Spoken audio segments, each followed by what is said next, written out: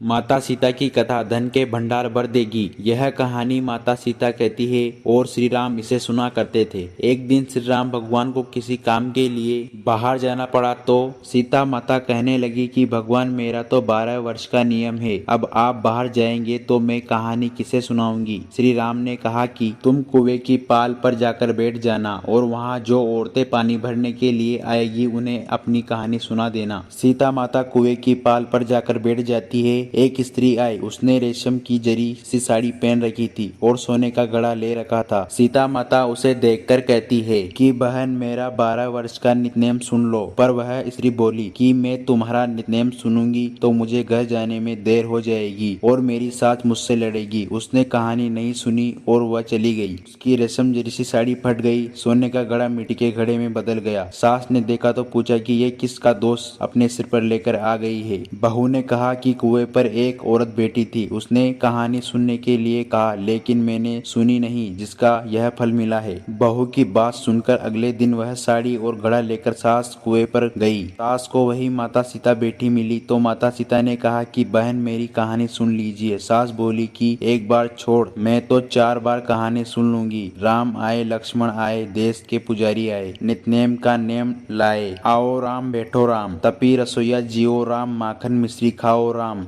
दूध के पताशा पियो राम, सूत के पलका मोठो राम, शाल दुशाल पोठो राम, शाल दुशाल ओठो राम, जब बोलूं जब राम ही राम, राम सवारे सबके काम, खाली घर भंडार भरेंगे सबका बेड़ा पार करेंगे। श्री राम जय जय राम। सास बोली कि बहन कहानी तो अच्छी लगी। कहानी सुनकर सास घर चली गई और उसकी साड़ी फिर से रेशम जरी सी बन गई। मिट्टी का घड़ा फिर से सोने के घड़े में बदल गया। बहू कहने लगी, सास माँ आपने ये सब कैसे किया। सास ने कहा कि बहू तू दोष लगा के आई थी और मैं अब दोष उतार कर आ रही हूँ। बहू ने फिर पूछा कि वह कुएं वाली स्त्री कौन है। सास बोली कि वे सीता माता थी, वे पुराने से नया कर देती है, खाली घर में भंडार भर देती है, वह लक्ष्मी जी का वास घर में कर देती है, आदमी की जो भी इच्छा हो उसे पूरा कर देती है। बहू बोली कि ऐसा कहानी मुझे भी सुना दो। सास बोली कि ठीक है तुम भी सुनो और सास ने कहानी शुरू की। राम आए लक्ष्मण आए, देश के पुजारी आए, नितनेम का नेम लाए, आओ राम बैठो राम, तपी रसोईया जियो राम, माखन मिश्री खाओ राम,